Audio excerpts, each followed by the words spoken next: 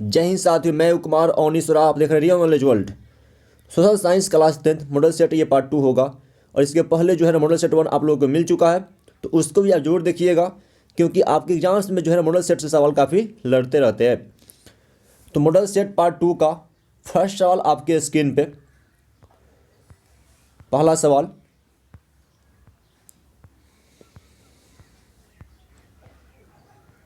Mazzini का संबंध किस संगठन से था? मेजिनी का संबंध किस संगठन से था? लाल सेना, कार्बोनरी, फिलिक हेटारिया या डायट। देखिए, मेजिनी जो है ना, मेजिनी का जन्म 1805 ईस्वी में जेनेवा में हुआ था। और इटली के राष्ट्रीय आंदोलन का मसीहा जो है बोलते हैं मेजिनी को। तो इटली का जो है ना मसीहा या जनक या ठीक है, या जो है मेजिनी को जो है इटली के एकीकरण का दिल भी बोलते हैं, है कि नहीं। तो मेजिनी जो है ना, इनका संबंध था किससे? कार्बोनरी से था। ऑप्शन नंबर बी कार्बोनरी हो जाएगा। ऑप्शन नंबर बी इज जो राइट आंसर। मेजिनी का संबंध कार्बोनरी से था, ध्यान रखिएगा। सवाल नंबर 2, रूस में जार का अर्थ क्या होता था? रूस में जार का अर्थ क्या होता था? पानी पीने का बर्तन, पानी रखने का मिट्टी का पात्र, रूस का संबंध या रूस का सम्राट। तो देखिए, रूस में जो है ना राजा को बोलते हैं जार, क्लियर। तो यहाँ पे वह क्या हो जाएगा? सम्राट हो जाएगा रूस का। ऑप्शन नंबर डी, रूस के सम्राट को बोलते थे jar. Option number D is जो राइट आंसर। रूस में जार का अर्थ रूस का सम्राट होता था। क्वेश्चन नंबर 3, हुआ आंदोलन किस प्रकृति का था? हुआ आंदोलन किस प्रकृति का था? देखिए, इसका ये जो था ना, ये आपका हुआ था कब? 1939 ईस्वी में। 1939 में हुआ था हुआ आंदोलन। और यह एक क्रांतिकारी धार्मिक आंदोलन था। चूंकि यहाँ पर देखिए ऑप्शन में जो है ना कहीं भी आपका क्रांतिकारी धार्मिक साथ में नहीं है, तो इसको ठीक है आप कर दीजिएगा धार्मिक आंदोलन। ऑप्शन नंबर बी हो जाएगा आपका ये धार्मिक आंदोलन। हुआ जो है ना एक धार्मिक आंदोलन था, जो बौद्ध धर्म में सुधार के लिए वियतनाम में हुआ था, ध्यान रखिएगा। तो हुआ आंदोलन वियतनाम में 1939 में जो है ना बौद्ध धर्म सुधार से संबंधित आंदोलन था। और इसे बौद्ध सुधारक कुंकू द्वारा शुरू किया गया था, ठीक है ना। बौद्ध सुधारक कुंकू द्वारा, किसके द्वारा? तो कुंकू द्वारा शुरू किया गया था। कब? 1939 में। भारत में खिलाफत आंदोलन कब शुरू हुआ? भारत में खिलाफत आंदोलन कब शुरू हुआ? तो ये देखिए, ये हुआ था तुर्की के खलीफा के पद के समर्थन में अंग्रेजी सरकार के खिलाफ। और ये जो है ना भारत और पूरे विश्व के मुसलमानों ने किया था। तो ये आपका हो जाएगा कब? 1920 में हुआ था ना। ऑप्शन नंबर ए 1920 में खिलाफत मूवमेंट जो है ना 1920 में शुरू हुआ था। ऑप्शन नंबर ए इज जो राइट आंसर। 1917 ईस्वी में भारत में पहला जूट मिल किस शहर में स्थापित हुआ? तो देखिए, आज भी जो है ना जूट के मामले में आपका पश्चिम बंगाल नंबर 1 पे पूरे देश में, ठीक है। और जूट का जो है ना पहला मिल ये आपका स्थापित हुआ कोलकाता में। ऑप्शन नंबर ए हो जाएगा आपका। जूट का पहला मिल जो है ना कोलकाता में स्थापित हुआ था 1917 में। ऑप्शन नंबर ए इज जो राइट आंसर, ध्यान रखिएगा, कोलकाता। पूंजीपति वर्ग के द्वारा किस वर्ग का शोषण हुआ? श्रमिक वर्ग का, मध्यम वर्ग का, कृषक वर्ग का या उपरोक्त सभी?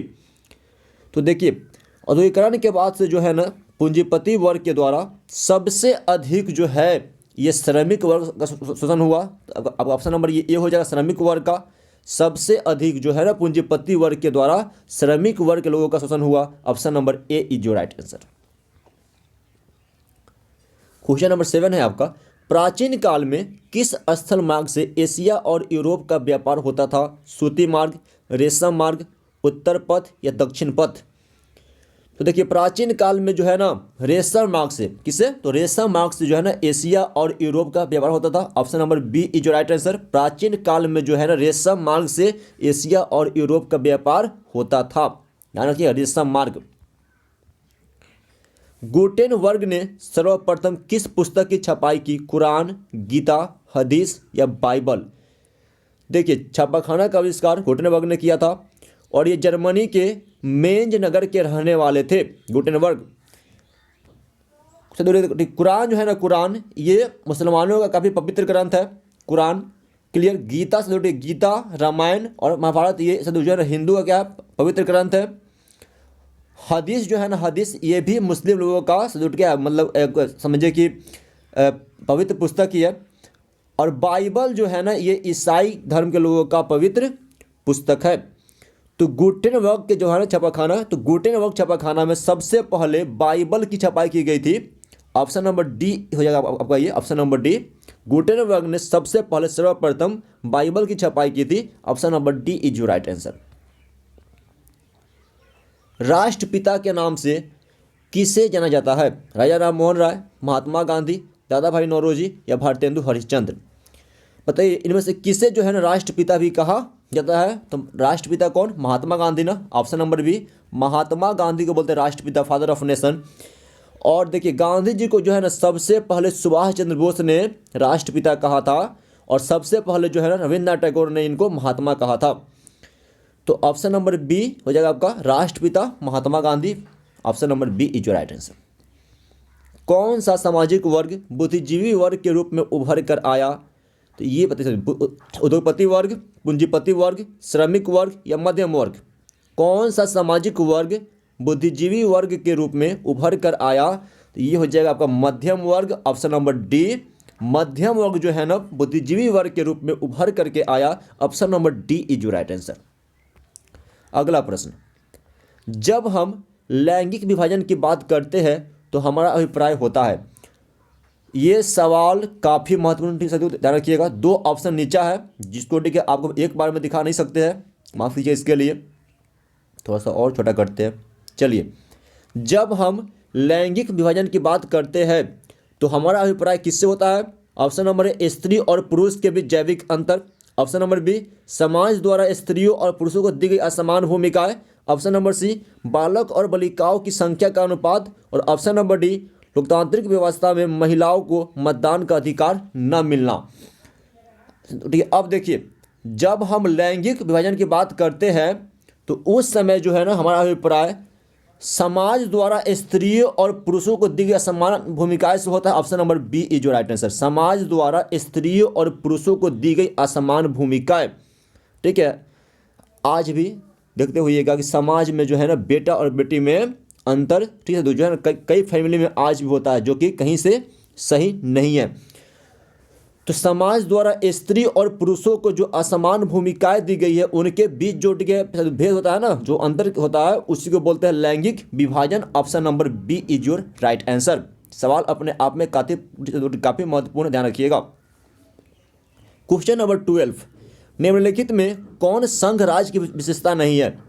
निम्नलिखित में कौन संघ राज्य की विशेषता नहीं है? लिखित संविधान, शक्तियों का विभाजन, इकहरी शासन व्यवस्था या सर्वोच्च न्यायालय? तो देखिए इसका आपका हो जाएगा ऑप्शन नंबर सी, इकहरी शासन व्यवस्था। Option number C is your right answer. ठीक है ना, तो इकहरी शासन व्यवस्था जो है ना ये संघ राज्य की विशेषता नहीं है। ऑप्शन नंबर सी, इकहरी शासन व्यवस्था, याद रखेंगे। क्वेश्चन नंबर 13, बिहार में संपूर्ण क्रांति का नेतृत्व किसने किया था? मोरारजी देसाई, नीतीश कुमार, इंदिरा गांधी या जयप्रकाश नारायण? बिहार में संपूर्ण क्रांति जो 1974 में हुआ था, 1974 ईस्वी में पटना के गांधी मैदान से, ठीक है, तो इसका नेतृत्व जो है ना किसने किया था साथियों? तो ये थे जयप्रकाश नारायण, जिसको हम बोलते हैं लोकनायक। तो ऑप्शन नंबर डी, लोकनायक जयप्रकाश नारायण ने जो है संपूर्ण क्रांति का नेतृत्व किया था। Option number D is your right answer. उस समय कांग्रेस की सरकार बिल्कुल हिल गई थी, ठीक है, और उस समय जो है 1974 में इंदिरा गांधी देश की प्रधानमंत्री थी, और इसके बाद ही जो है 1975 में देश में आपातकाल इमरजेंसी लगा दिया गया था इंदिरा गांधी के द्वारा, जिसको हम लोग बोलते हैं लोकतंत्र का काला चिट्ठा या काला अध्याय। क्वेश्चन नंबर 14, इनमें से कौन सी एक बात लोकतांत्रिक व्यवस्थाओं के अनुरूप नहीं है? कानून के समक्ष समानता, ये तो है, सही बात है, ये अच्छी बात है। स्वतंत्र एवं निष्पक्ष चुनाव, ये भी जो है ना बिल्कुल अच्छी बात है और ऐसा होना भी चाहिए। उत्तरदायी शासन व्यवस्था, ये भी सही है। बहुसंख्यकों का शासन, ये कतई उचित नहीं है कि जिनकी आबादी अधिक है या जिनका जो है ना संख्या अधिक है उनका शासन हो या केवल उन्हीं के राज चले। तो ऑप्शन नंबर जो आपका डी है ना, ये आपका नहीं हो सकता है। ऑप्शन नंबर डी, ये लोकतंत्र में ऐसा नहीं होता है। तो इनमें से कौन सी एक बात लोकतांत्रिक व्यवस्थाओं के अनुरूप नहीं है? तो बहुसंख्यकों का शासन, option number D is your right answer. Question number 15, Bharat एक लोकतांत्रिक राज्य है, निम्नलिखित में से किसमें यह घोषणा की गई है?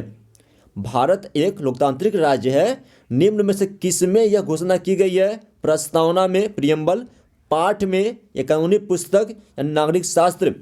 तो देखिए, भारत के संविधान का जो प्रस्तावना है ना, प्रियम्बल, प्रस्तावना, तो प्रस्तावना में ही यह कहा गया है कि भारत जो है ना एक लोकतांत्रिक राज्य होगा और यह संप्रभु होगा, यानी कि अपने सारे इंटरनल और ठीक है और एक्सटर्नल जो भी निर्णय है ना, बाह्य निर्णय और आंतरिक मामलों का निर्णय, ये सारे निर्णय लेने के लिए इंडिया स्वतंत्र है और भारत को जो है ना किसी अन्य देश से पूछने की कोई आवश्यकता नहीं है। तो प्रस्तावना में कहा गया है, option number A is your right answer. Question number 16, किस लोकसभा चुनाव के बाद महिलाओं की भागीदारी 10% से अधिक हो गई? तो ये आपका हो जाएगा 15वीं लोकसभा, ऑप्शन नंबर बी। 15वीं लोकसभा के जो है चुनाव के बाद महिलाओं की भागीदारी 10% से अधिक हो गई थी संसद में। तो ठीक है, और ये चुनाव कब हुआ था? तो ये हुआ था 2009 ईस्वी में, ठीक है ना, 2009 में हुआ था चुनाव आपका 15वीं लोकसभा का, ध्यान रखिएगा। और 15वीं लोकसभा चुनाव के बाद संसद में जो है ना महिलाओं की भागीदारी 10% से अधिक हो गई।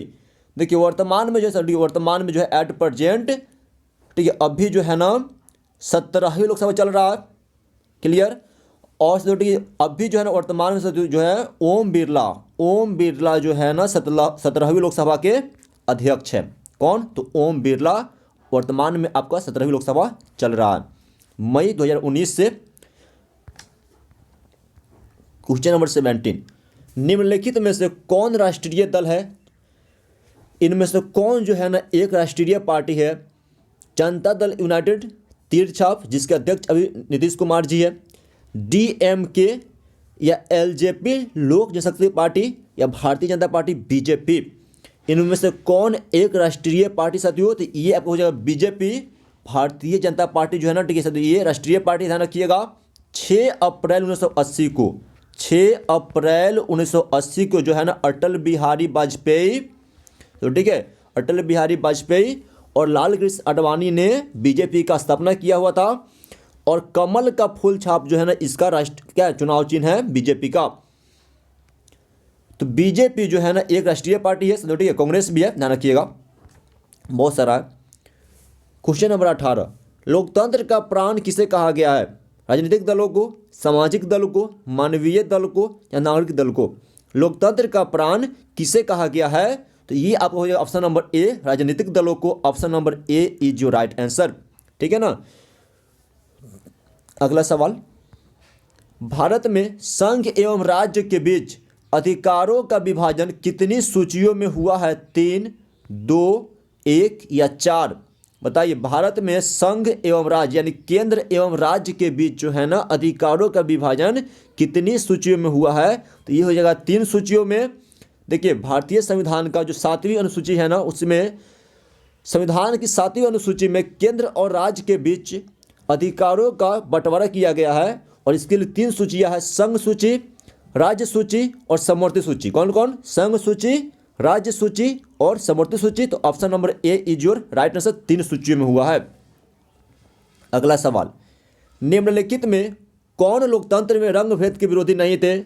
Martin Luther king, Mahatma Gandhi, Olympic धावक टॉमी स्मिथ एवं जॉन कार्लोस, या जेड गुड्डी? निम्नलिखित में कौन लोकतंत्र में रंग भेद के विरोधी नहीं थे? यानी काले और गोरे के बीच होने वाला जो अंतर है ना, जो भेदभाव है, उसको बोलते हैं रंग भेद। तो इस रंग भेद के विरोधी कौन नहीं थे? तो जेड गुड्डी, ऑप्शन नंबर डी। सवाल अपने आप में अति महत्वपूर्ण, मैट्रिक में सवाल कई बार रिपीट हो चुका है। तो जेड गुड्डी लोकतंत्र में रंग भेद के विरोधी नहीं थे, ऑप्शन नंबर डी। सासाराम नगर का विकास हुआ था कब? मध्य युग में, प्राचीन युग में, वर्तमान युग में, या आधुनिक समय में? सासाराम नगर का विकास जो कब हुआ था? तो ये हुआ था मध्य युग में, ऑप्शन नंबर ए। ध्यान रखिएगा, ठीक है, बिहार में ही पड़ता है आपका सासाराम जिला, ठीक है, सासाराम अगर बिहार में ही है, माफ़ कीजिएगा, ठीक है, बिहार में है। और शेर शाह का मकबरा जो है ना, शेर शाह का मकबरा ये सासाराम में ही है। तो option number A is your right answer. मध्य युग में जो है ना सासाराम का विकास हुआ था। क्वेश्चन नंबर 22 अविभाजित बिहार में निम्नलिखित में से कौन एकमात्र नियोजित नगर था? पटना, मुंगेर, जमशेदपुर या गया? तो इसका सही जो आपको सब उत्तर है ना ये हो जाएगा कौन सा? पटना हो जाएगा। ऑप्शन नंबर ए पटना। अविभाजित बिहार में जो है ना पटना एकमात्र नियोजित नगर था, जो कि बिहार की राजधानी भी है पटना। पटना हवाई अड्डा का नाम क्या है? पटना हवाई अड्डा का नाम क्या है? तो जयप्रकाश अंतर्राष्ट्रीय हवाई पत्तन ऑप्शन नंबर ए आपका हो जाएगा जयप्रकाश अंतर्राष्ट्रीय हवाई पत्तन नाम है पटना हवाई अड्डा का। जयप्रकाश अंतर्राष्ट्रीय हवाई पत्तन याद रखिएगा। अगला सवाल है आपका, बिहार में रज्जू मार्ग कहाँ है? बिहार शरीफ, राजगीर, गया या बांका? देखिए साथियों बिहार रज्जू मार्ग तो ठीक आप समझते होइएगा ना, पहाड़ी इलाकों में होता है, ठीक है। रस्सी जो है ना, ठीक है, ऐसा ऐसा एक होता है बक्सा होता है ना, ऐसा होता है बक्सा जो कि रस्सी पर ऐसे चलता है ना, आगे बढ़ते रहता है ये बक्सा वाला। पहाड़ी इलाकों में जो है ना सैलानी लोग इस पर सैर करते हैं और पहाड़ी मौसम का आनंद लेते हैं। तो देखिए बिहार में रज्जू मार्ग जो कहाँ पे है? तो ये है आपका राजगीर में। ऑप्शन नंबर बी हो जाएगा आपका, राजगीर में रज्जू मार्ग। Option number B is your right answer. Bihar में रज्जू मार्ग राजगीर में है। ऑप्शन नंबर बी रज्जू मार्ग राजगीर। बिहार में खनिज तेल मिलने की संभावना बताइए कहाँ पर है? हिमालय क्षेत्र में, उत्तर बिहार मैदान में, दक्षिण बिहार मैदान में या दक्षिण बिहार की पहाड़ियों में? बिहार में खनिज तेल मिलने की संभावना, इसका जो उत्तर है आपका डी क्या होना चाहिए था? तो गंगा के द्रोणी में, ठीक है। तो ठीक है, लेकिन चूंकि यहाँ पर वैसा ऑप्शन नहीं है तो ठीक है इसका ठीक है जो आंसर होगा ठीक है ये आप लोग कमेंट बॉक्स में देंगे, ठीक है, कि बिहार में खनिज तेल मिलने की संभावना से दूर कहाँ पर है? इसका आंसर आप लोग कमेंट बॉक्स में दीजिएगा, ठीक है। क्वेश्चन नंबर 25 का आपके जो है ना कमेंट का हमें इंतजार रहेगा। क्वेश्चन नंबर 26 कांवड़ झील स्थित है कहाँ पे? दरभंगा जिला में, भागलपुर जिला में, बेगूसराय जिला में या मुजफ्फरपुर जिला में? कांवड़ झील किस जिला में साथियों? तो देखिए कांवड़ झील जो है ना पश्चिम बिहार, ये है बेगूसराय जिला में। ऑप्शन नंबर सी, ठीक है ना। कांवड़ झील पक्षी अभयारण्य जो है ना ये बिहार के बेगूसराय जिला में है। Option number C is your right answer. अगला सवाल, संजय गांधी जैविक उद्यान किस नगर में है?